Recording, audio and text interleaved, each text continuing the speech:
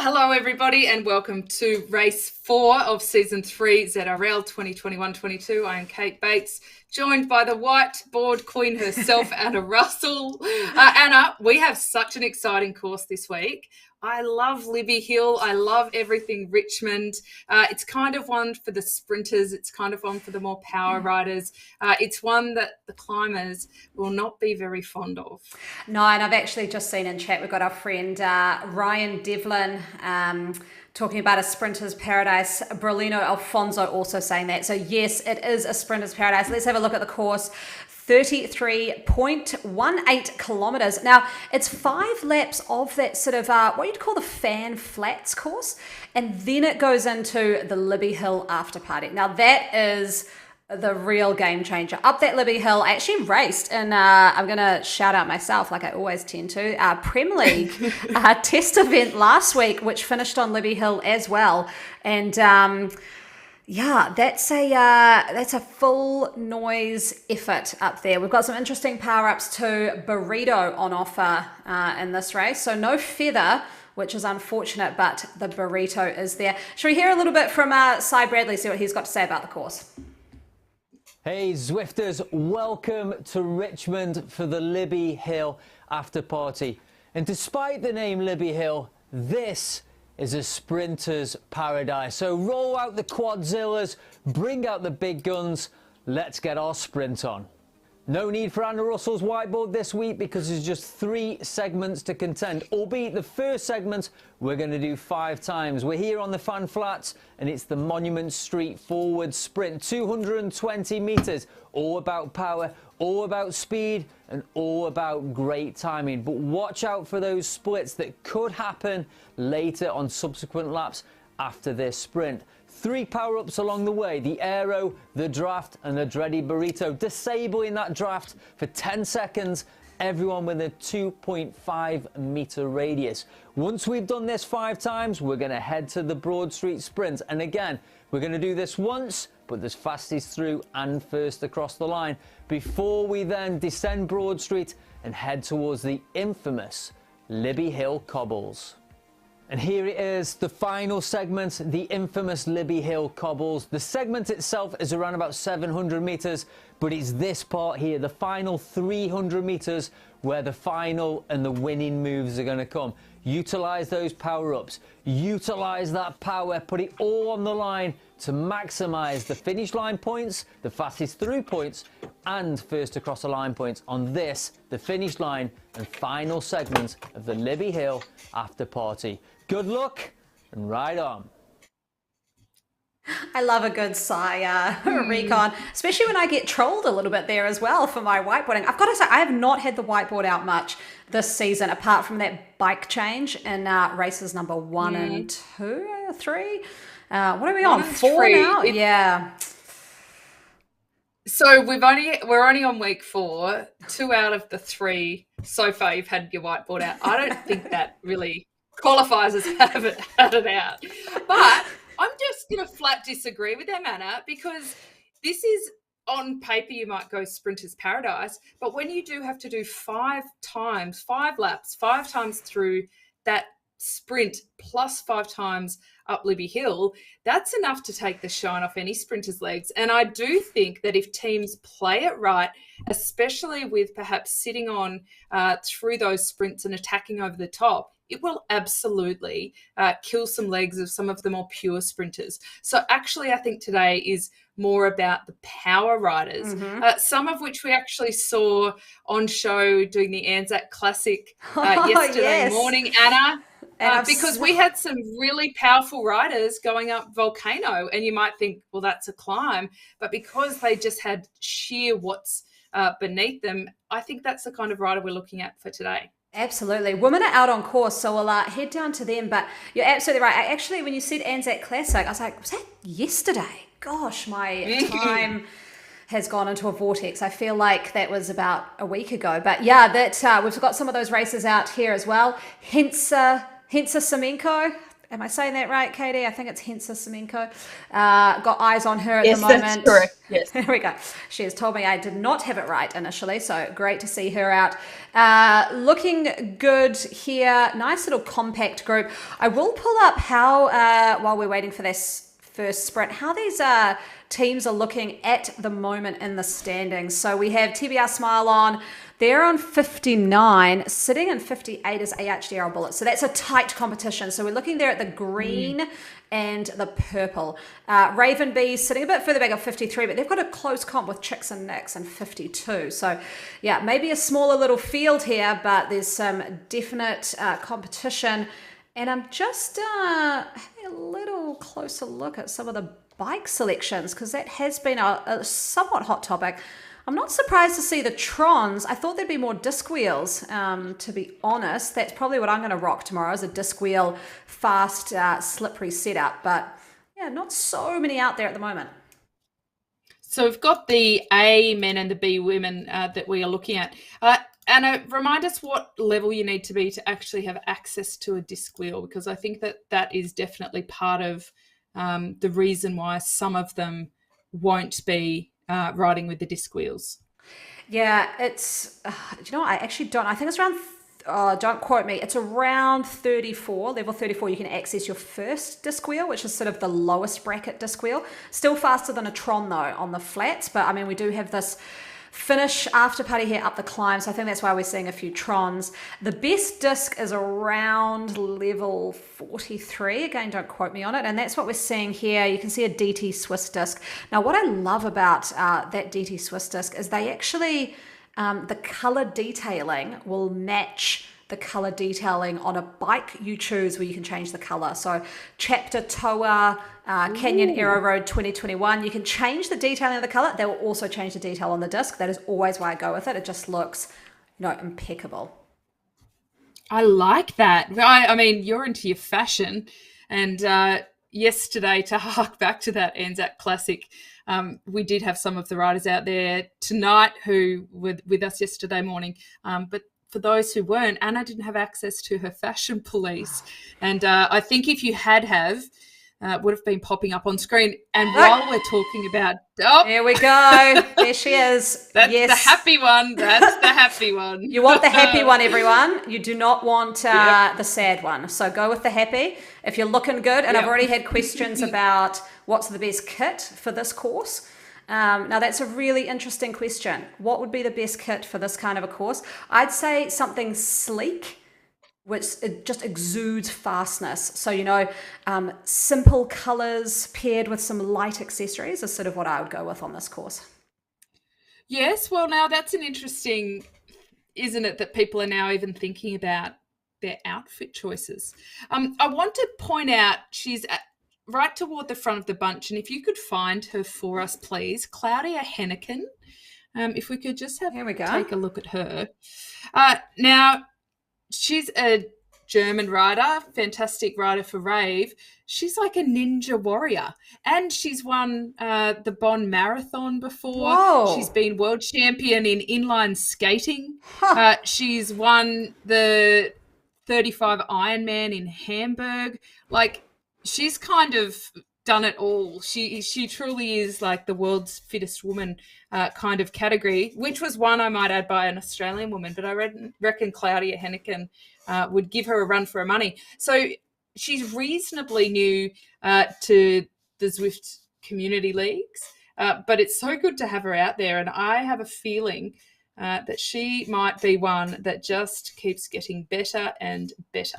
What a legend. Good call out there. That's phenomenal. I do actually see she has got this aero helmet on, which I believe is the Zwift Triathlon Academy helmet. So you get that when you finish the Triathlon Academy. So she's looking fast, looking very good. She's got some teammates around her from her team Rave. They've got an amazing kit. Always mention that one, designed by Fran Banburst, who actually has done a commissioned piece of artwork for me for my suffer room downstairs. So it looked phenomenal. She actually modelled it off Mariana Vos winning the World Champs Cyclocross. So it's a great picture. Wow. Yeah, it looks That's phenomenal. fantastic. I should shoot it up on screen actually, if I get it. Yeah, But that is very cool. these guys are approaching. You can see on the mini map in the top right, they are approaching this hairpin. Around this hairpin is where they will sort of start this first straight leading in towards the sprint. Now remember, they do not have that feather. They've got that burrito, which we're going to see a few of them being dropped. That's going to be really harsh on the other riders behind them. The men have also started the men category A. We will head over to them after these women have come through the sprint and then watch the men hit it as well. So we need to look at this sprint and the tactics and whether the athletes are going to go from the first round for these points. Also remembering that it is a points race. So even if they got dropped at the finish, if they were able to suffer through on these flat sprints, that they could still take away the win.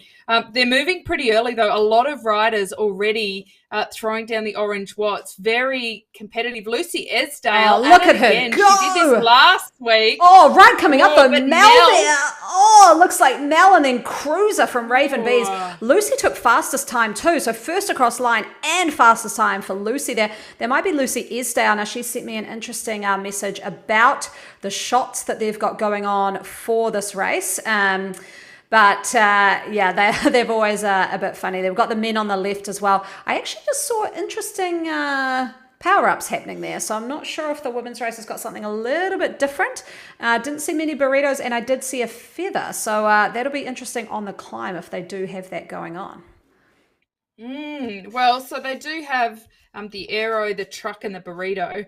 And the burrito is one of my favorite. And I say this every time, Anna, but I'm really hoping a developer's listening at some point.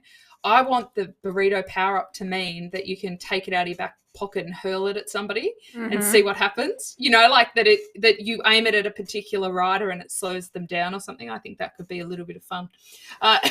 So the big teams tonight, I think, will prevail, being Aero and NZ Bro. And the reason that I think that is because they have pure numbers to be able to send some riders for some early sprints, as well as saving some riders for that final sprint. Very happy to see Mark Bosted back in the green and gold for tonight as well, Anna. He is he was second place in the Anzac Challenge that took place yesterday, taken out by a rider called Craig from Canada. But yeah, he did very well. Got Mark O'Brien. I mean, he was our 5K hero, was it last week? Just from the number of attacks he had going off the front. Tully Leister also here backing up from the Anzac Classic yesterday. Great to see him. And our good old friend PC Yoda, Aaron Bleakley, he is also racing. So we've got some pretty good sprinters here. Now, Dee Ginn, does that ring any bells to you? They've got a tick next to their name. Is that the Olympic rower? Yes. Olympic gold medal rower from the Awesome Foursome, no less. So they did a fantastic advertising campaign for, I think it was Goulburn Valley Fruit from memory, but it was certainly for a fruit company, and he, you know, sang along to the jingle. I'll let you Google that, but yes, Drew Ginn is very, very well known for his athletic prowess in Australia and very well respected. He's also a leader in a lot of sports admin. Aaron Bleakley, looks going like off. He is going for this. And Haggerty, yesterday too. Oh, Haggerty taking it out. Aaron Bleakley, he's been just passed there by Fabian Devola. And then Aaron Bleakley in third, and then Tim Burles and Morgan from Evo coming in fourth and fifth. We could play some replays, actually, of that sprint, because that was quite phenomenal how Haggerty came through right at the end. He has been doing some amazing sprinting. Now, does the pace come off? It looks like it does. I bet if I turn this camera around, you're going to see how strung out this field is. Look at that. What a graphic. This is prime time for your Mark O'Brien. Maybe not on this lap, maybe we wait to the end to go whack and make them all suffer and once again just go, oh my goodness. Also great to see Tully Lister out there, again, the founder of Aero. So their leader, they're great to see him out there. Now look at this, because Aaron Bleakley went early. Do you think he was going early for Haggerty, because a very good jump to get that pace going? Yeah, I think we did see him. And then was that John Story off the front too? John Story, the rider for NZ Bro. Now, this is going to be interesting because he is also an Olympic rower. So that could be a little bit of a battle of the rowers. But yeah, there we see. That was early from Bleakley.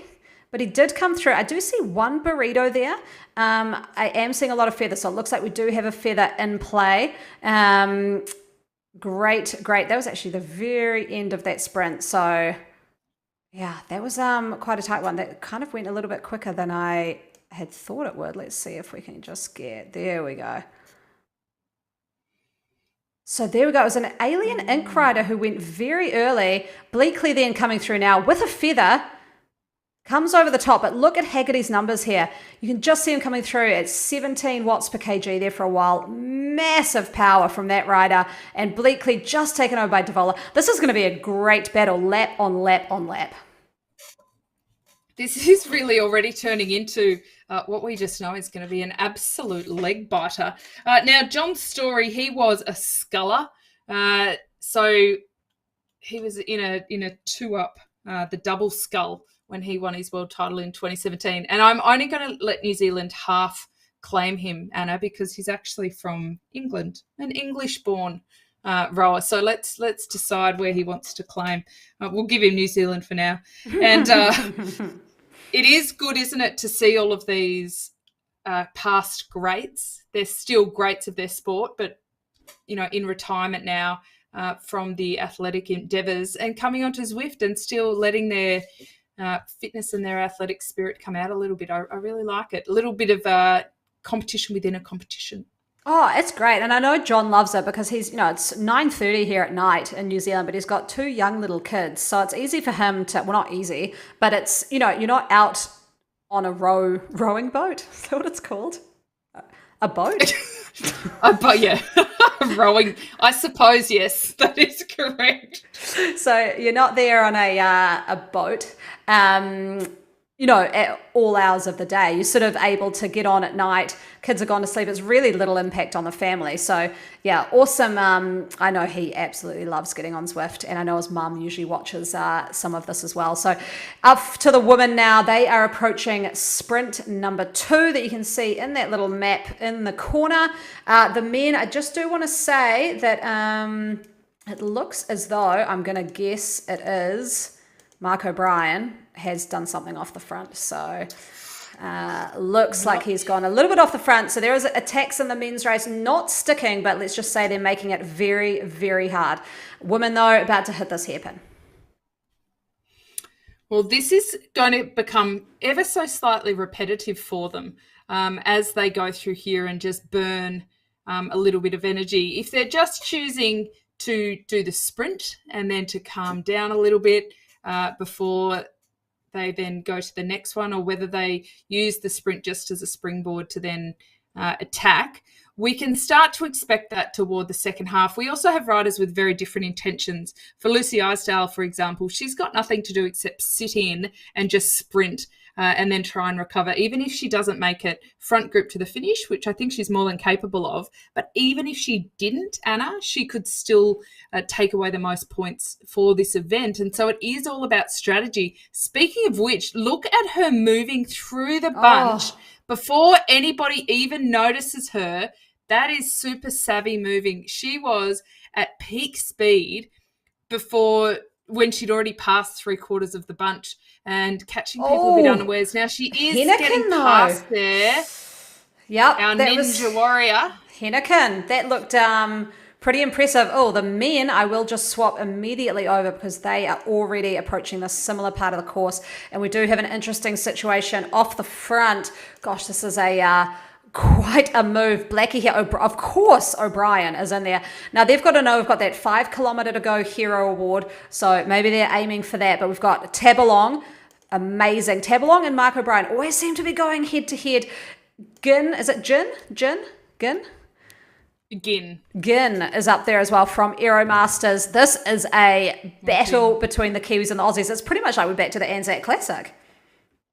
Yeah, they're getting used to this now. They also know that if Mark O'Brien moves, somebody's got to go. And I feel as though Tabalong is the NZ Bro counterpart to O'Brien in the aero. And there is a big rivalry happening between these two teams already. I think it's really improving the level of this, especially when we don't have Prem League this season. So coming down... Tabelog takes the points. Now, interesting to think what perhaps O'Brien will do here. Will he choose to work, or they're all coming back together? So surely somebody has got to keep pushing the pace. Sam Lindsay, it looks like, is going to be the one to keep pushing the pace, Anna. And you know what? Fair enough, because I did say it was NZ Bro and Aero that we'd probably be looking at. DPAC, I kind of ignored you in that statement. I didn't mean to, but you are well and truly giving me a little bit of a poke, especially with Fabian Devola in the first one and then Sam Lindsay. So I apologise. It is definitely a course that would suit them as well. Yeah, we're just, I've got some of the segments coming up. Looks like we're still on the first sprint. I'll wait till those have updated and then I'll pull those through because I think it's going to be quite interesting. That second sprint with that early attack from the 3 NZ Bro and the Aero riders. Sam Lindsay coming over the top. He is a Kiwi, but he actually doesn't race for the NZ Bro team. He races for DPAC. But here we go. Let's have a look at these segments because it's going to show us a whole lot about how this race is shaping up. Haggerty, NZ Bro, look at this. First across line, 15. Fastest time segments, 35. So he may not be winning all the sprints, but he's coming through in the fastest times. That is a huge haul at 50 points. Fabian Diova next at 16. So wow, Haggerty smashing it. Yeah, and again, we saw him in that first sprint, but it wasn't so much in the second. So there are many ways to be able to attack this race and try and get the points. Wait. Well, that's a beautiful kit. Look at this. Isn't But it? look, I'm giving it this. Oh. Because look at his shoe and sock combo. I said to him, he's got to have a touch of Kiwi in there. The black socks, the white shoes, those are the colours of the New Zealanders. The silver fern represented in his shoe sock combo. Yep. I'm giving it the A-OK. You're clutching at straws there, Russell. But all right, good on you. Great move from Mark Bosted, and I think indicative from Aero. I'm still laughing at that, by the way. That'll get me through the night, that one. That Aero are very clearly not here to just muck around and sit back and let the race unfold, which we know is always going to be a little bit of fun. Apologies to the Aero rider in the visor. If Anna sees you, she will probably publicly humiliate you for your fashion choice, and I apologise in advance. I didn't see who it was. I just saw that it was there. But it is really interesting when you do get to these races and these big teams turn up with very clear missions, and the other teams, they can't consider their strategy in a bubble. They also need to think, well, you know, Aero going to keep attacking, and how will that affect our ability to get points, and perhaps not targeting every point. Now, speaking of which, again, NZ Bro and Aero putting a lot of pressure on at the front, travelling pretty quickly. They're only looking at about a 40-minute race time overall. So tonight will go very quickly. Even though it's 33 kilometres, the men are tracking at the moment to go through it just over the 40-minute mark. So fairly swift. Seriously, how does Mark O'Brien get away all the time? I mean, this is crazy how often he gets away. Am I wrong? I mean, it's every race. I don't know if we can give him the rider, the 5K to go hero every time, but Fabian Devola, he's coming through pretty quick too, right on his tail. Bleakley's leading the charge behind with Richard there from Masaka. And we've got Jugan from the Aero Masters coming through as well. People are really, they see Mark O'Brien as a threat. That's why he's up there. And that's why people are chasing him down. I do have the side-by-side view because both the men and the women are approaching that part of the course where they're going to be hitting the sprint. They're almost at the exact same part of the course now. So soon we'll be able to have a bit more of the coverage of both. But this is quite a lot of action happening over in the men's race. Well, this has, from the first sprint, been indicative of what they're trying to do to really push the pace again. And I don't know. I mean, I feel like Mark O'Brien should kind of be the honorary 5K hero every week, regardless. and then we have to acknowledge the other people trying to give it a bit of a stab. Because regardless of whether or not he wins, he never, ever fails to animate. And this has been every time that we have seen him here. And I'll say again how much I love that there's no Prem League this season. You may not love that, and the riders may not love that as much, but I really love having these guys back. Like, I think agree. it really lifts the level of community, and we get to see really the best of the best. I love it. I think it's fantastic. We've got, a number of the Aussies who were in the World Championships team. We've got, Olympians and Olympic gold medalists, and all around we've got a very impressive field lining up. And that goes for the women as well. They may be a B cat, but it's a really high level.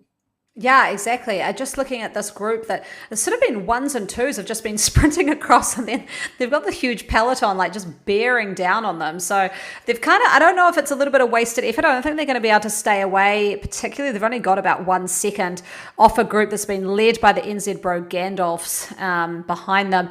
Rounding this corner though, we do have an attack off the front here from Cheong. Can't see, I think that's AHDR, is it? No, World Elite Zwifters dropping the burrito, so no one's going to be able to get on it. Good drop of that burrito up. Out. Who is that? That's Brad Pitt. Oh, hello, Brad Pitt. Ben Pitt, his name is actually, but I prefer Brad Pitt. I think it's... I don't know who then our Angelina is or our Jennifer Aniston. Either way, Brad Pitt, good to have you back. That was a pretty good move there from the World Elite Zwifters, because that's the first time they've really poked their head into the wind.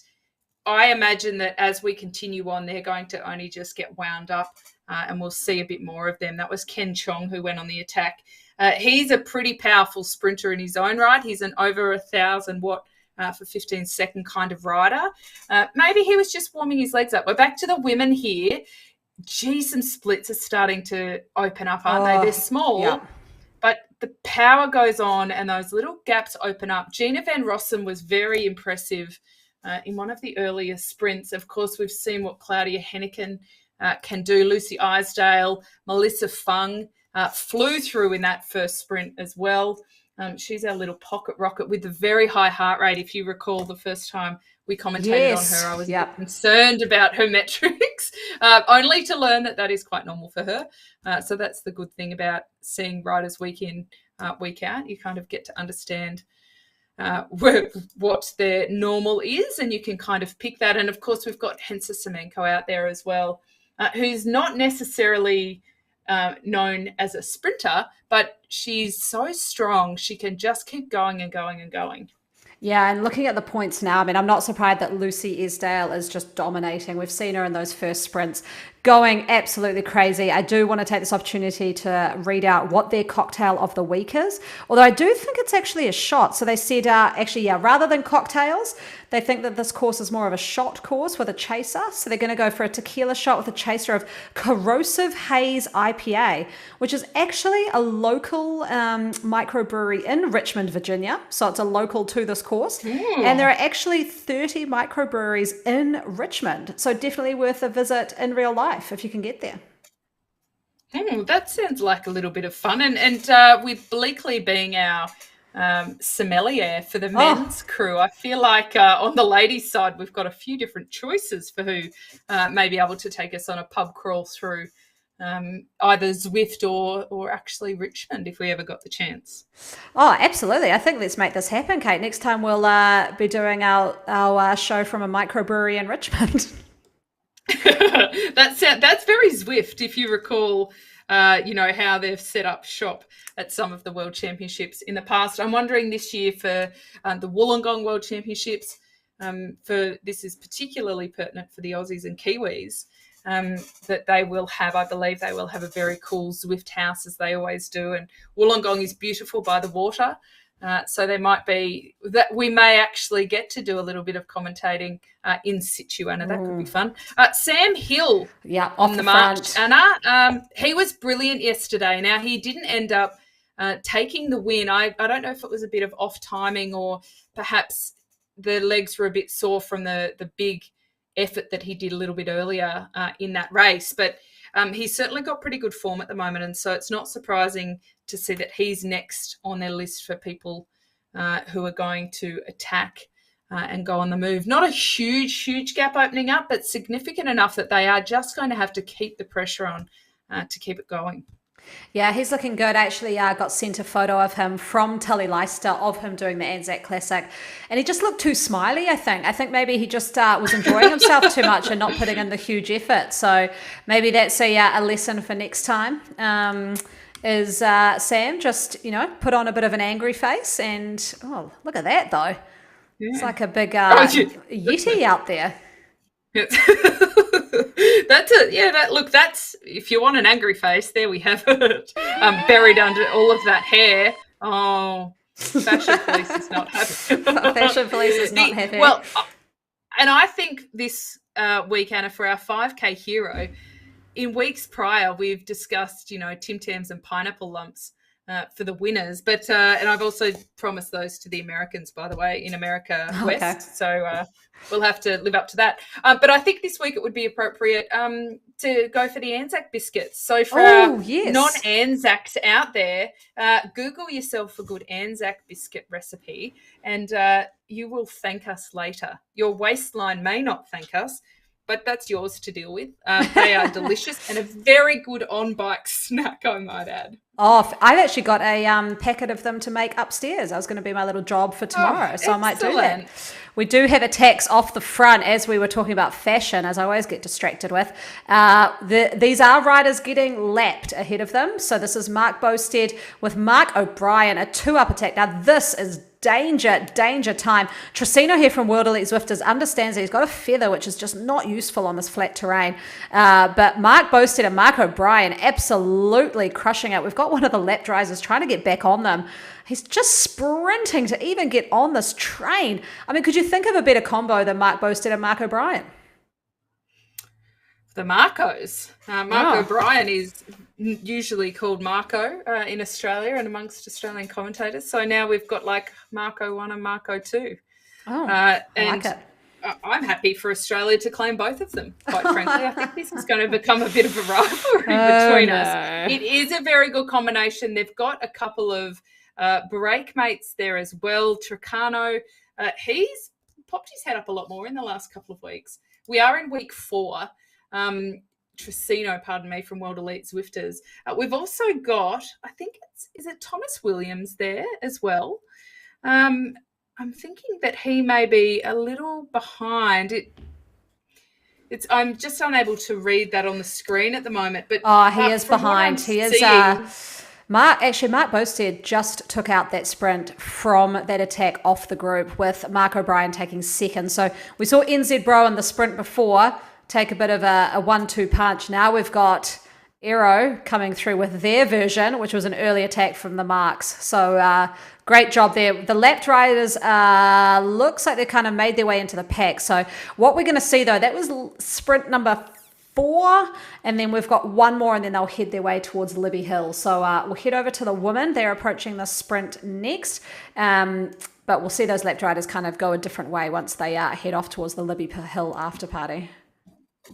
Yeah, it is easy to sometimes think a group might be a little bit bigger. We actually saw that yesterday as well, and then they all turned a corner and we went, oh, turns out it's not such a big bunch. Yeah. It can be helpful for anybody either riding or following along, or anybody playing the role of team director to keep a good eye on Zwift Power.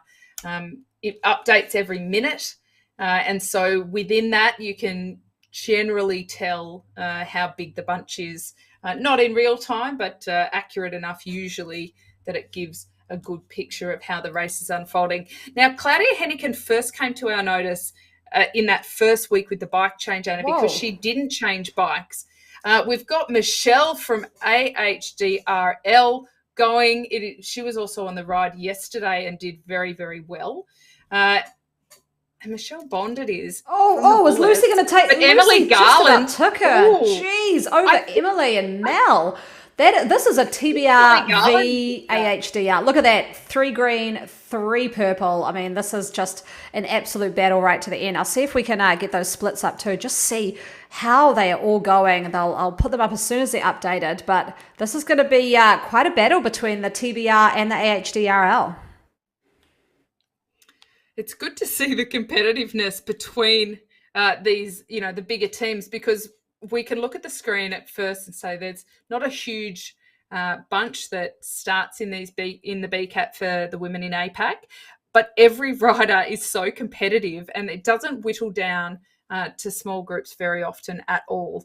In fact, it's often very close on the overall table and swapping around a little bit, as we did see when that table of results came up before. So it looks to me as though the teams have got quite different strategies of how to gain the points. But look at this table, and it's quite clear, isn't it, who is dominating today?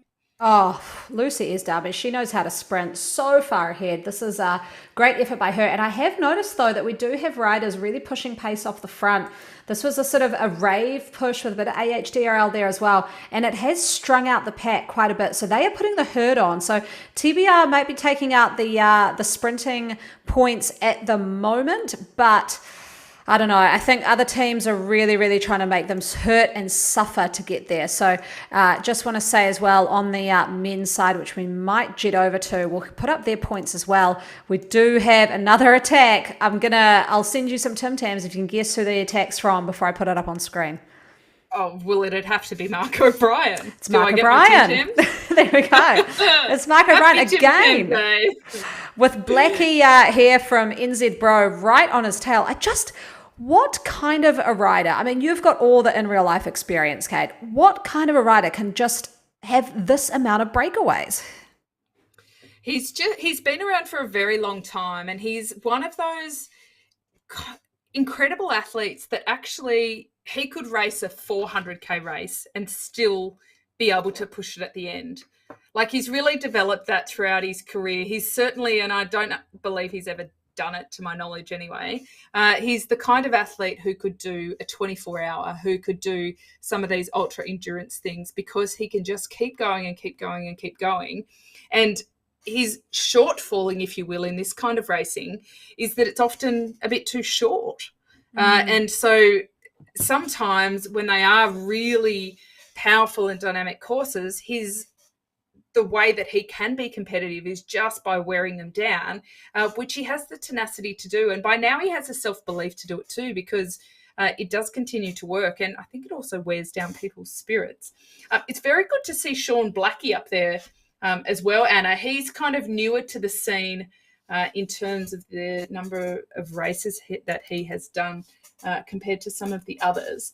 But he's been coming along in leaps and bounds. Now, he is a level 50 racer. He does have 350 odd races under his belt, so he's not completely new to it.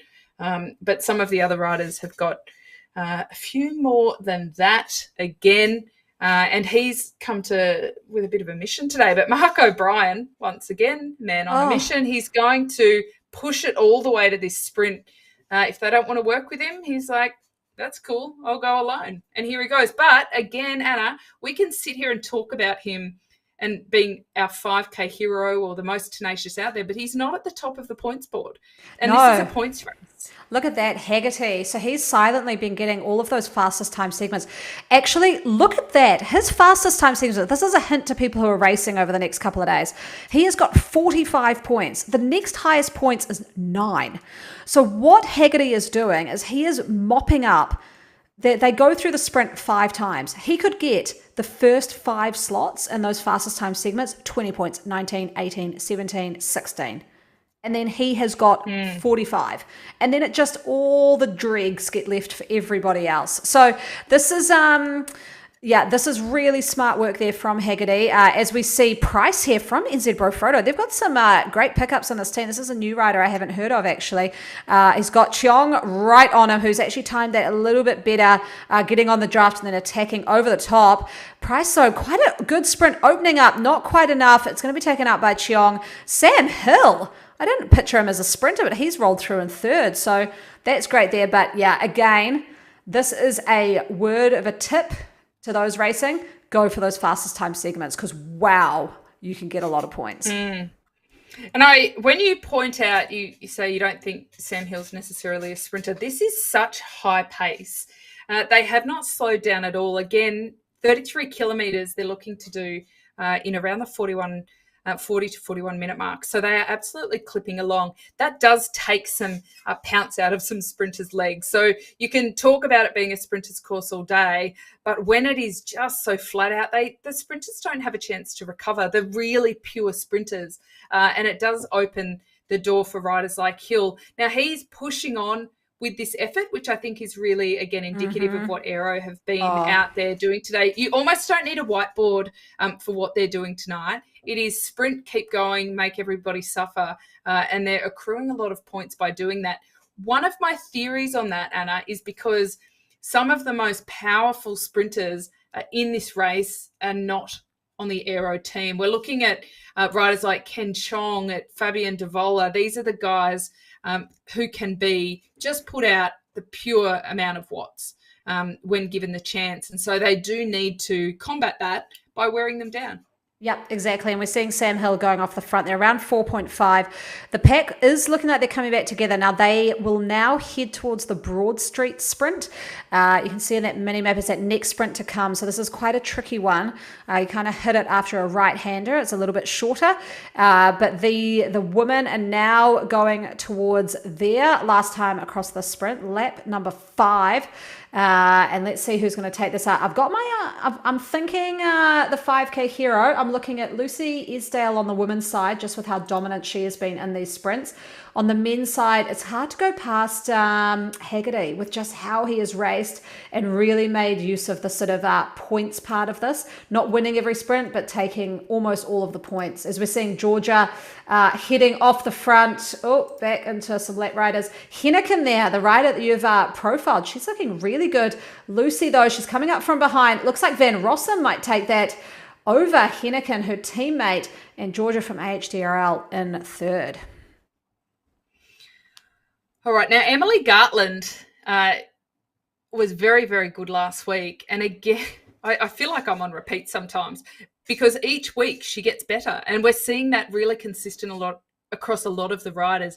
Yes, from a physical perspective, a lot of them come into the season slightly underdone and ready to ramp up their racing season, but also as they're getting more experience and their teams a little bit more evolved. Take us through the points table here, Anna, because once again, that fastest through segment is really the important one to hit.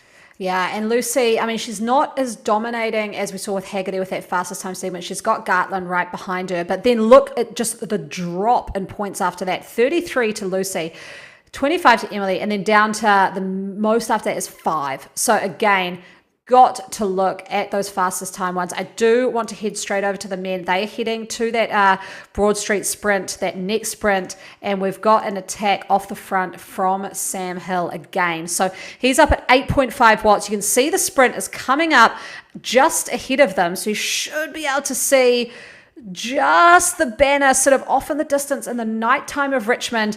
He's got a little bit of a lead, but Trent Stevenson here is catching pretty quickly from behind. You can see the glowing arches there. Is he going to make it from this early attack? It is a big ask, and we might see some of these riders come through. He could take it, though. It is a little bit of a shorter sprint than the other one. Oh, this will be tight. It is a great tactic from Hill, but it looks like Haggerty's for another fastest through segment, dropping the power up. He just charges past, does not stop. So it's not about just winning by the necessary amount. It is about getting that fastest through segment. Ben Pitt coming through in second. I want to unpack some of the tactics here about that fastest through segment, Anna. And I want to actually start by apologising to Sean Blackie because I thought that he wasn't one of the more experienced racers out there. That is my bad. He is, in fact. It's probably that I haven't seen him in a lot of races, so I take that on board. But Sean Blackie, no wonder he's been riding so well, given the experience that he does have.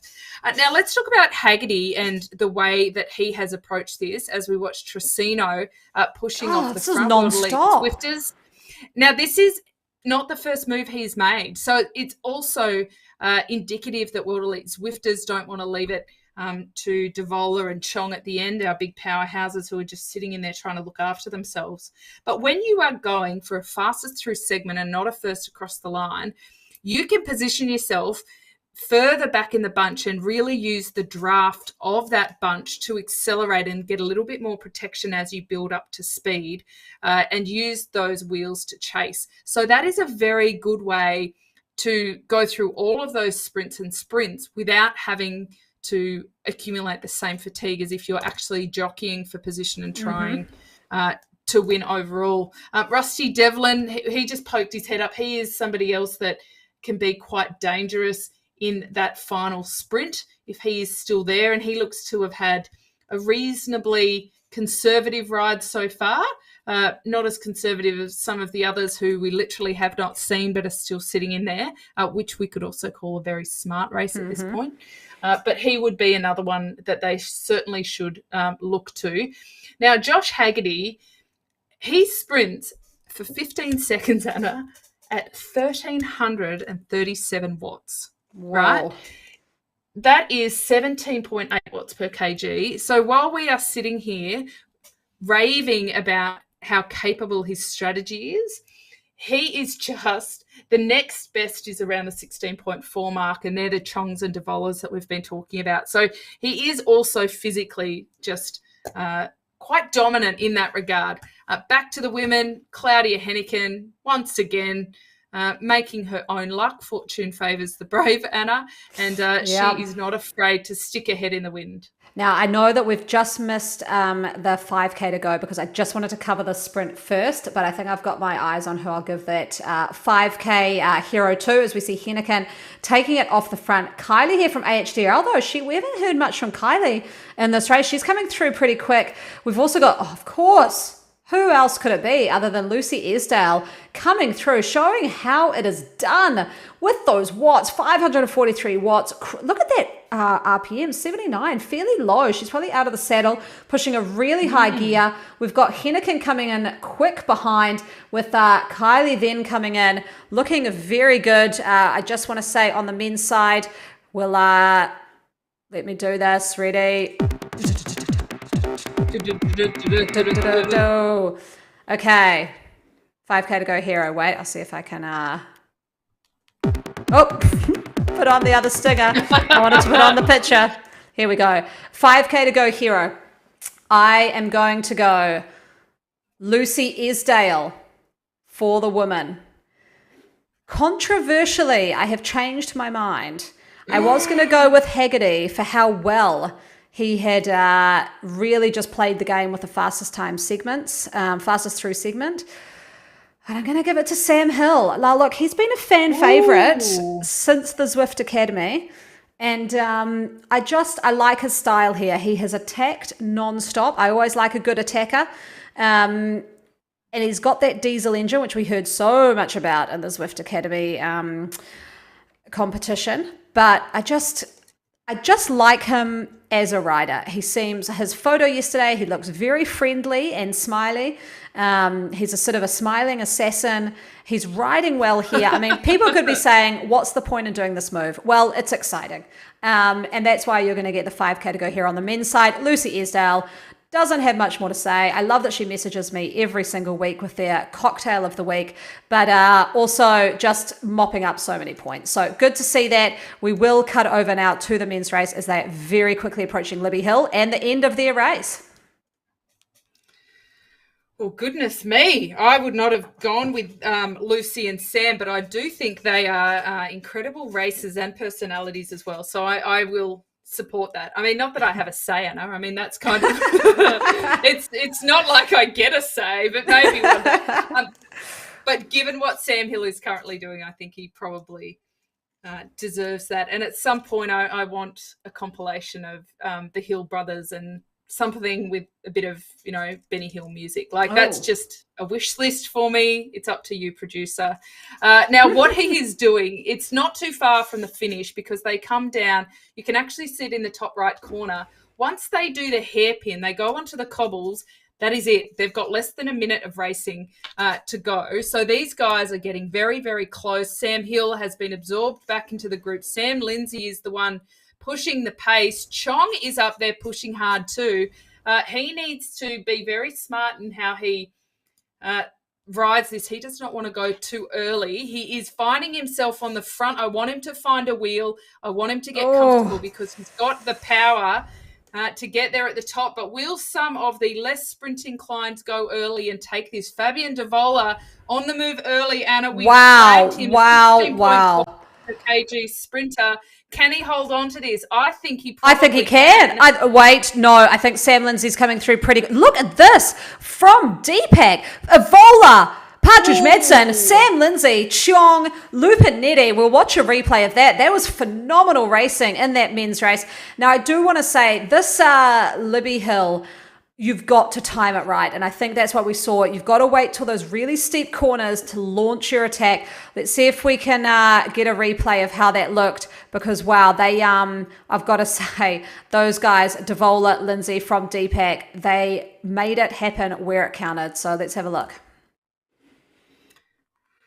Wow, that was an early move from Devola, but that is what we did expect from him. Chong, we also talked up. I think he went to the front a little bit too early. Actually, I think he got a little bit of the jitters there because he needed at this point to be sitting on a wheel. But very impressive. I mean, look at the caliber of riders who are just sitting up there. Bosted, O'Brien, they are absolutely on the move. Bosted was the first to move and give a launch pad. He was doing that for Torben Partridge Madsen, but Fabian Devola just threw it down. He is such a powerful sprinter. We knew that he was waiting in the wings for this to happen. As they came toward the line, Anna, it looked like Sam Lindsay and Torben Partridge Madsen were going to get close, but Devola just kept accelerating back out of the seat, back into the orange as it pitched up to 11-12%. They couldn't get as close as they needed to. Partridge Madsen ended up second. It was Sam Lindsay in third, Ken Chong in fourth, Lupinetti in fifth, and Josh Haggerty came over the line after that. Kenta Endo, not too far behind that either. They are the big-name sprinters that we have come to expect in that kind of finish. Is the women's going to play out in the same way? Anna, we just learnt from Ken Chong, I think that they do need to be careful not to go too early. Mm-hmm. They're about to hit that hairpin. Lucy is very close to the front. She needs to make sure she's got a good wheel. Claudia Henneken, she is the kind of rider who could go early and hold on to it. Has she got the Zwift experience to do it?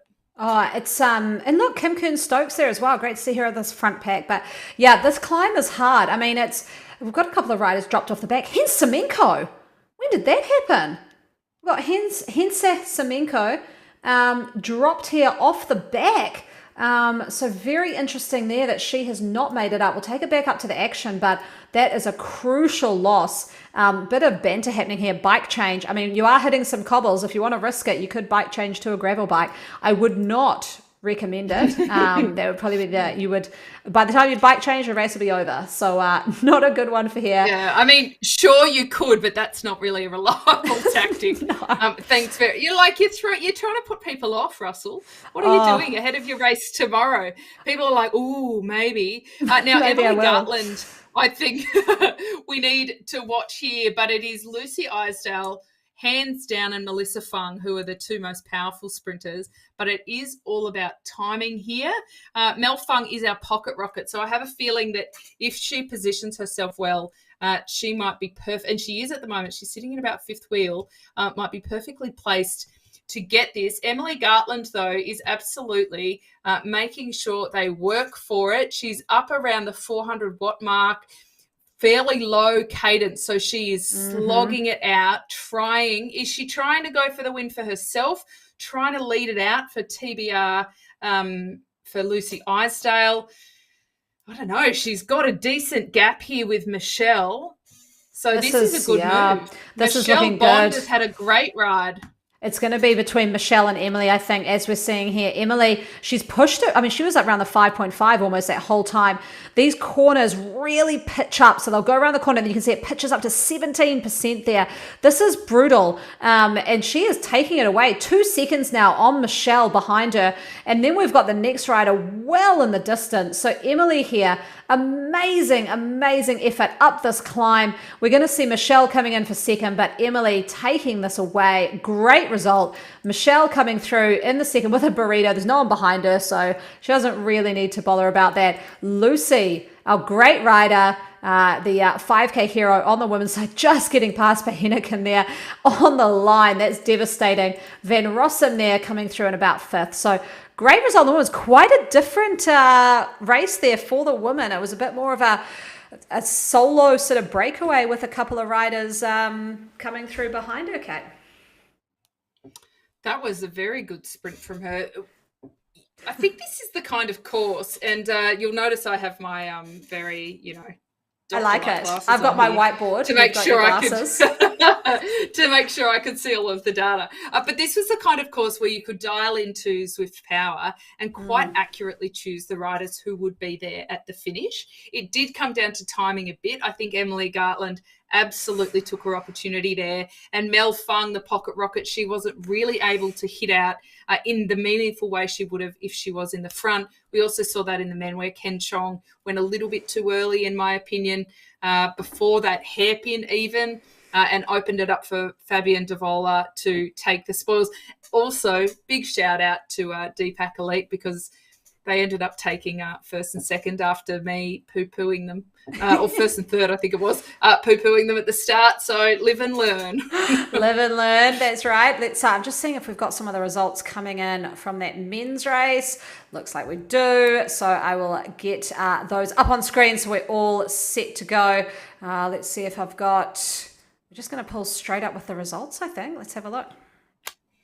Let's take a look. And everybody can remember that we can also go to WTRL.racing to find any results for any of the divisions. Fabian Devola took the win. We saw that brilliant sprint from him and well played ahead of Torben Partridge Madsen. I have a feeling that Aero may have come away the victors today overall, although NZ Bro and Josh Haggerty certainly made good headway. Sam Lindsay for DPAC Elite also in third. Ken Chong and Lupinetti in fourth and fifth for the World Elite Zwifter Sharks. We've got Josh Haggerty in sixth, Kenta Endo. I've loved watching his sprinting in all of the seasons to date, so it's great to see him up there. Mark Bosted coming in eighth, Corby Price coming in ninth, and the ever-eternal Mark O'Brien rounding out that top 10. Quite fitting to have Mark O'Brien somewhere in that top 10. I know, that is pretty good. We'll see now. Hopefully we'll get the women's results up in that B category, which we just watched. Let's have a look. Magic. Do we have it? Yes. Emily Gartland taking it out for TBR Smile On B. Michelle Bond in second from AHDRL Bullets. Claudia Maria Heineken, who we profiled, Raven Bees, in third. Great to see that. Lucy Esdale, what a machine, taking out so many of the fastest time segments and the first cross line, and fourth on the day. Gina Van Rossum was in fifth. Good to know too that there is fastest time segment and first across line and finish line points for that climb too. So that's a lot of points you can mop up at the end. Kimberly Kern-Stokes, fan favourite, at sixth. Sarah Fletcher in seventh. Emma Falez in eighth for Chicks and Nicks. Good to see them on the board. Kylie Adair in ninth, and Melissa Fung from the AHDRL Bullets rounding out in 10th. I love our little pocket rocket. Mel Fung. Whoopsie. I got us started too early. Sorry, Kate. No, not at all. I was like, okay, have a good day then. That's it. See ya. Some of the other grades have finished. Go to WTRL.racing to take a look at all of those results. Anna, will you be racing tomorrow? Yes, I am. Yes. So I will be out there with my sprinting bike. I'm going the Pinarello Dogma F with the NV 7.8s for anyone watching at home that wants a little bike choice selection, and the sleek black socks, black shoes. Okay, excellent. Oh, so black socks, black shoes. That's not Kiwi. Not like Mark Boasted, Anna Russell. You're letting down the side.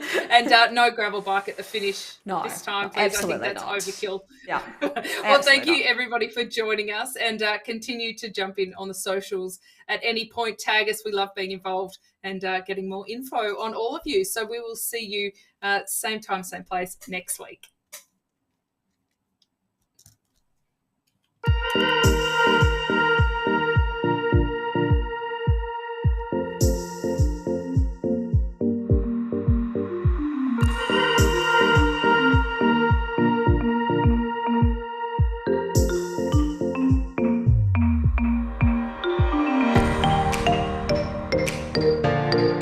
Bye.